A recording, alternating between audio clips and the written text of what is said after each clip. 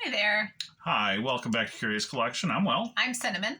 So today we want to talk about the lovely cabinets behind us, what got us these, Are they great? how we got into this position, and what that means for our business. So we've been looking for this style of cabinet now for almost a year.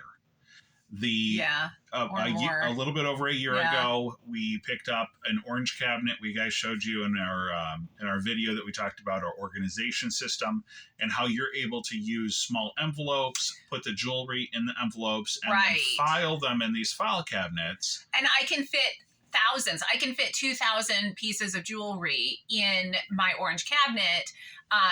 And the system is it's just a wonderful, wonderful system. So like, I'll show you they're just paper envelopes. They're just like remittance envelopes. I put my earrings, necklace, whatever into this, and then I can just file them in numerical order. We print our little, we print our little code there. It's got a SKU number that goes into the system, and it's great. As long as I do the system, it works. As long as you enter the information in correctly and file it properly. Right. It's very easy to go back and retrieve those items. Mm-hmm. They're not getting worn because they're not rubbing on each other. Right. They're not getting smashed up because they're in a bin with a bowling ball or something like that. And again, I can fit 2,000 items in my orange cabinet. Like, that's a lot. Well, guess what? I filled it up.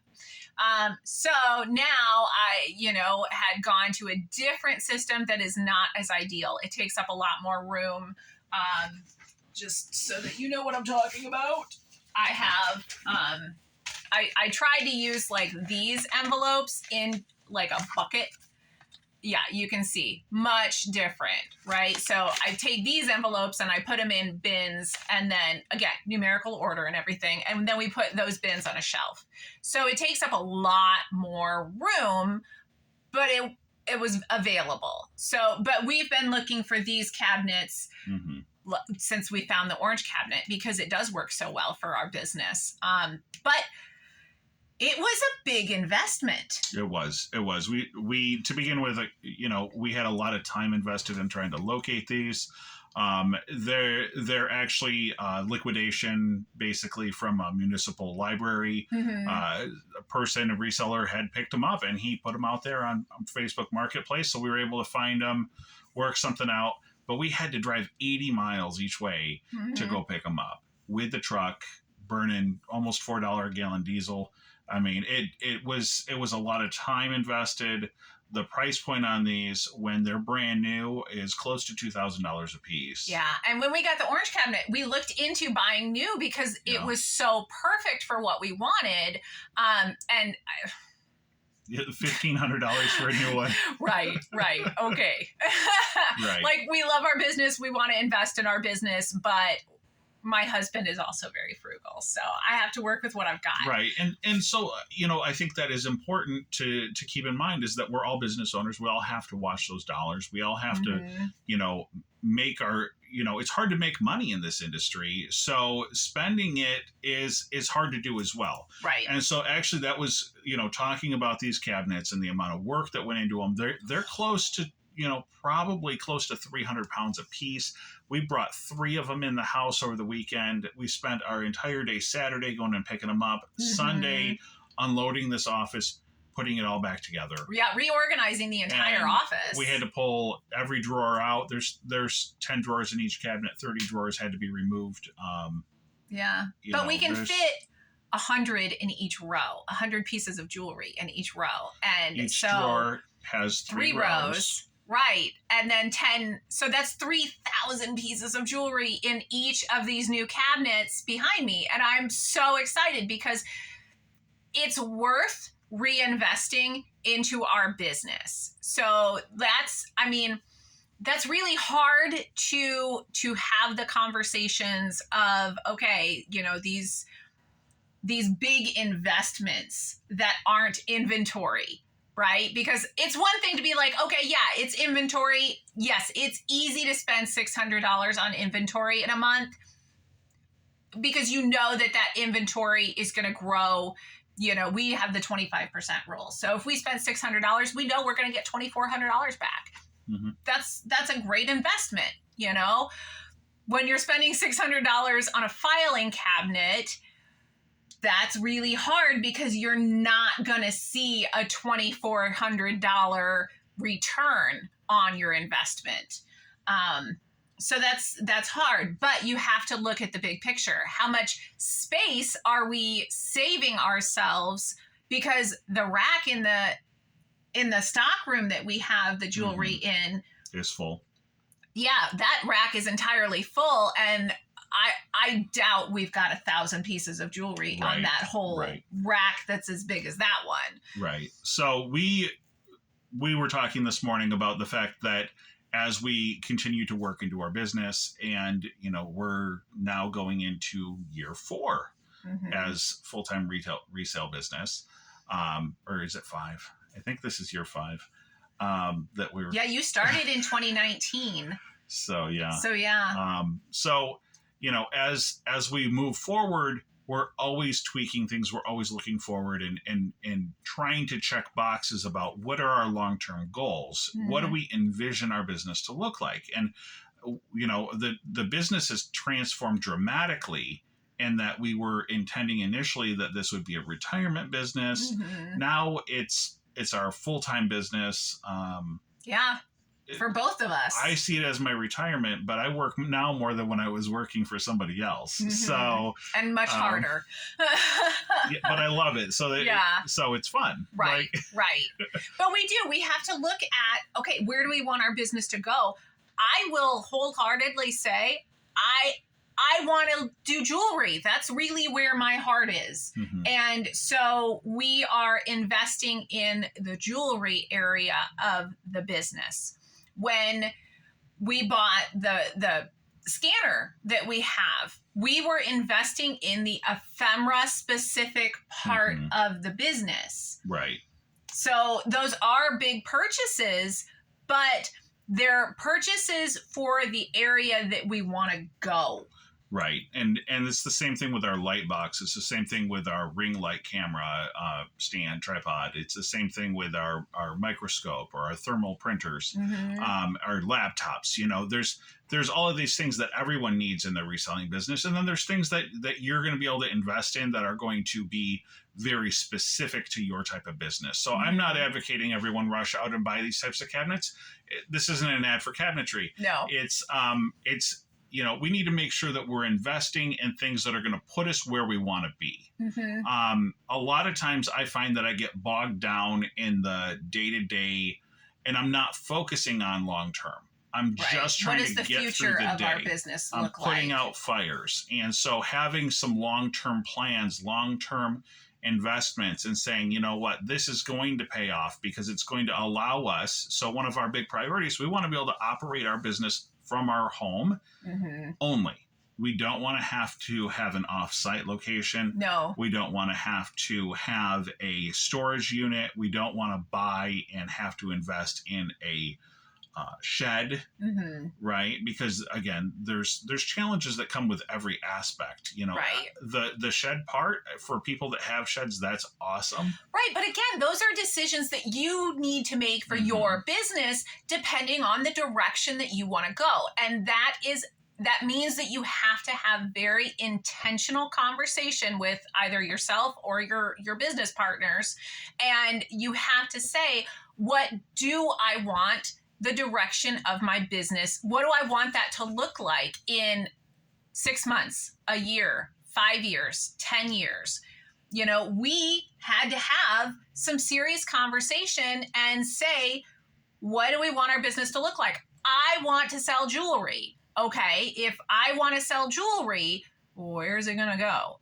You know, do we do the system that, you know, okay, eventually it's going to take up that whole room and we're going to have to move outside of the home? Well, that's not a viable option for us. That's not what we want, right? It might be a viable option if you're selling furniture or if you're selling, you know, bigger antiques that you have to have the space.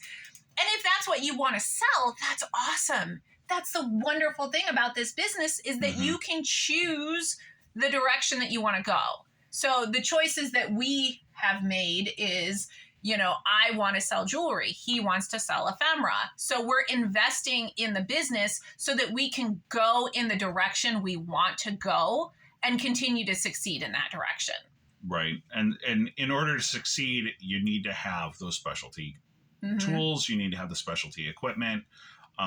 You know, storing paper is very small. It's thin. It works great in a file cabinet. It works okay in a box. It doesn't work great on a shelf. You know what I mean? So again, we do have the file cabinets for paper. You know, and we had to invest in the backer board that's acid free because we want to be able to protect, you know, the items that we have, and all of the research that went into all of that. You know, so those are conversations that you have to have in order to move in the direction that you want to go. And the investment is going to be there as well. You know, your money is going to go where you feel it's most important. So the one thing in my mind right now is that, you know, the sales are getting tough. And so, you know, I look at these videos as the meeting with the board members, and, you know, you guys are all invested in our business as well. You don't have anything financially invested, but you're investing time. And you know, I know a lot of people out there are like, you know, they're wishing us well. They want to see a success. And so that's kind of how I bring, you know, was thinking about these cabinets is like, how would I present this to the board if I've got to explain why sales are down and I decide to make a capital investment of several $100s in order to expand a business that isn't proving that it's doing well this month. Right. And so that's where I'm going, okay, you know, we need to have the capacity to grow in order to see the growth. If we haven't set ourselves up for that, for the capacity to grow, eventually we're going to fill up our space and we're going to stop listing. And and obviously we all know that you have to be able to list. The other thing that I think about is that, you know, there's people that have videos and they talk about, they have 1, 2, 3, 5. One person, they said they had 5 storage units full of unlisted merchandise. Was that the plan? Was that the direction? Or is that, you know, is that 5 storage units of mistakes? Or, you know, is that 5 storage units that you've planned on, you've budgeted for, you've planned to have all of this backstock because you know something that's happening within your aspect of the industry that other people don't know. You know, if I walked into a you know, an archive and they were saying, well, we're clearing this out because we went and digital on all of it, I might say, okay, I'll buy it all, and we I might put it in the storage unit because I know that there's value there. But at the same time, we don't want to really be in the position of having the storage units. So if we do, it would certainly have to be something that would be overwhelming in value in order to get us to go there. We'd rather figure out a way to use our space more efficiently than to put more money into a different aspect or into somebody else's pocket. We can pay ourselves basically with the cost of storage. I think working efficiency into the systems that we have is certainly an investment in our business as well, you know, and having those conversations about how to make things more efficient and putting processes in place, you know, that is also reinvesting into your business in a big way. Yeah. One of the other things that people do talk about is how long it takes them to ship. And so for us, when we can have all of the jewelry in one bank, it doesn't take 5 minutes to pull the jewelry. It's so numbers easy. And it's right here. Yeah, he's got his computer open. He's like, all right, orange 4324. So I pull it all the time, so I know which drawers to open, you know, and it doesn't take but a couple of minutes to pull our inventory. It's super simple. Yeah, and it also forced us to clean up this office. So it did. It did. And that actually frees up your mind, and then you're able to be more efficient in your listings, you know, and I feel a tidy space helps a tidy mind. It's very important to me. So that's what's going on in our office, and that's what's going on in our business. My question for you guys is, what are your long-term goals? And what are you doing, whether it's financially investing in your business or physically investing in your business through, say, dedicated time to listings, or, improving your listing process, or, what are you guys doing out there and that you can share with the community so that we can all move forward and grow together? Right.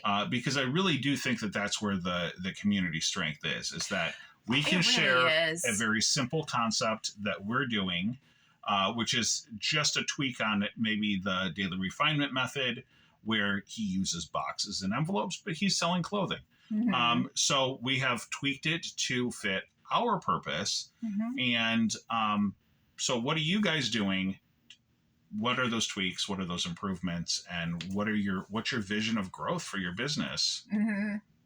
Time's going to pass regardless of what you do with it. Oh, my word. It really does. It really, really does. We talk about that all the time. We talked about the fact that, like, okay, you're going on your 5th year in this business. Time passes. What did we look like 5 years ago? What did we look like 5 years before that?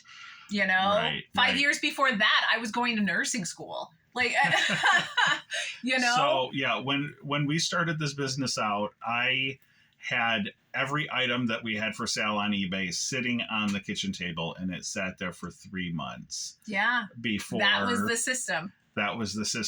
And then it moved into the van.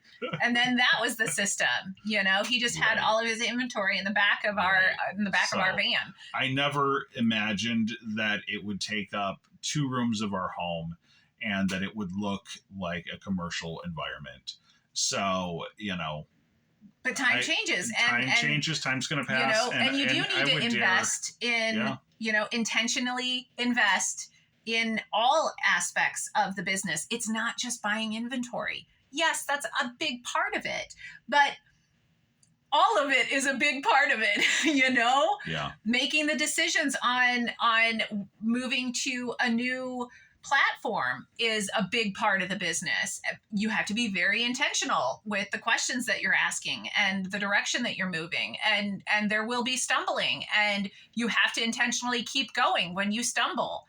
That's hard. Holy crap, is that hard? We are stumbling, and you want to not stumble. But you have to intentionally keep moving forward and continue to reinvest. And again, having that broad vision, the long-term vision, the long-term goal, and taking steps and working towards that certainly helps. And it helps you to keep your focus. Right. And we can stumble right now, but as long as we're working in the correct direction, then I know that we're going to be successful. So I want to thank everyone for stopping in, spending your morning with us. And I hope everyone's doing great out there. I hope your sales are doing better than ours. And if they're not, it doesn't matter. Yeah, we are doing okay. But, everyone wants to be successful. So. Yep.